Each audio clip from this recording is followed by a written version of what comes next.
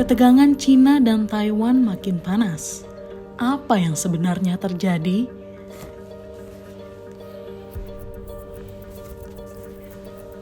Hubungan antara dua negara tetangga, Cina dan Taiwan, memang sudah sejak lama bersih tegang.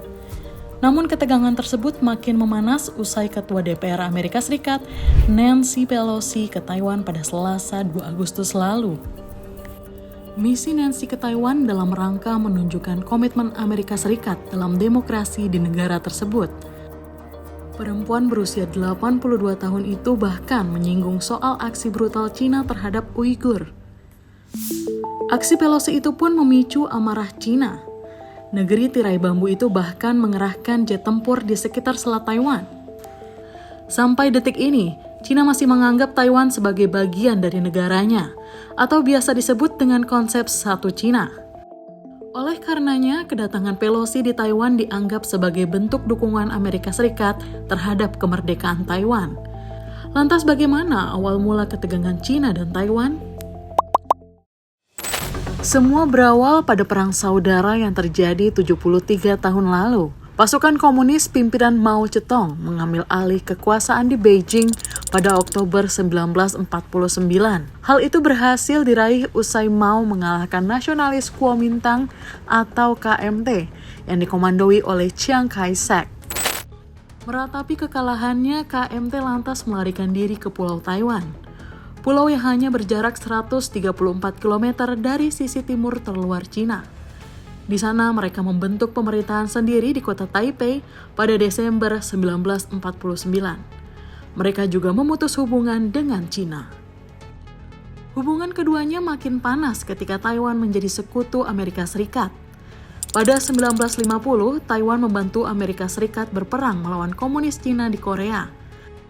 Amerika Serikat juga mengerahkan armadanya di Selat Taiwan untuk melindungi sekutunya itu dari serangan Cina. Awalnya PBB mengakui negara Cina yang juga termasuk wilayah Pulau Taiwan. Namun karena KMT membentuk pemerintahan sendiri di Taiwan, sontak pada Oktober 1971 PBB mengalihkan pengakuan diplomatiknya ke Cina yang dikuasai Partai Komunis. Keputusan itu pun memaksa Taiwan keluar dari keanggotaan PBB. Per April 2022, hanya sebanyak 15 negara yang mengakui dan punya hubungan diplomatik dengan Taiwan. Sisanya sebanyak 59 negara hanya menjalin hubungan diplomatik yang tidak resmi, seperti Uni Eropa, Amerika Serikat, Jepang, Rusia, dan lain-lain. Pada akhir 1987, untuk pertama kalinya, penduduk Taiwan diizinkan mengunjungi Cina. Keputusan tersebut menyatukan keluarga-keluarga yang sempat terpisah pada masa Perang Saudara. Hal ini juga menjadi titik balik peningkatan hubungan perdagangan antar kedua negara. Persoalan kemudian muncul pada tahun 2016. Kala itu Tsai Ing-wen dari Partai Progresif Demokratik memenangi pemilihan Presiden Taiwan. Selama ini, Partai Progresif Demokratik dikenal sebagai Partai Pro-Kemerdekaan. Di masa kepemimpinan dialah hubungan Taiwan dan Cina memanas. Pada hari pelantikan bulan Mei, Cina memperingatkan bahwa perdamaian akan mustahil terjadi jika Presiden Tsai Ing-wen membuat langkah untuk memisahkan diri secara resmi. Cina bahkan menangguhkan semua komunikasi dengan Taiwan setelah pemerintahan Tsai Ing-wen tidak mengakui konsep satu Cina. Bulan Desember 2016, Presiden terpilih Donald Trump mencuri perhatian internasional setelah dirinya berbicara langsung melalui telepon dengan Tsai Ing-wen. Pemerintahan Trump juga menyetujui penjualan senjata senilai 1,3 miliar US dollar ke Taiwan pada 2017. Pada 2018, pemerintah Amerika Serikat mengadopsi undang-undang yang memperkuat hubungan dengan Taiwan. Hal itulah yang membuat Cina marah. Sejak saat itu, ketegangan antara Cina dan Taiwan masuk ke babak baru. Presiden Cina Xi Jinping pada Januari 2019 memperingatkan bahwa penyatuan Cina dan Taiwan tak terhindarkan. Dirinya juga mengatakan penggunaan kekuatan militer tetap menjadi pilihan.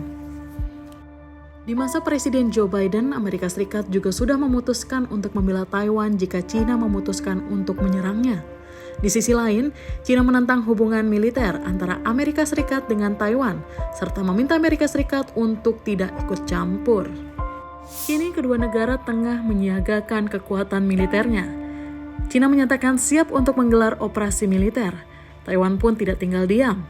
Militernya telah meningkatkan kewaspadaan serta menyusun rencana demi menjamin stabilitas negara. Menurutmu, akankah perang antara Cina dan Taiwan terjadi?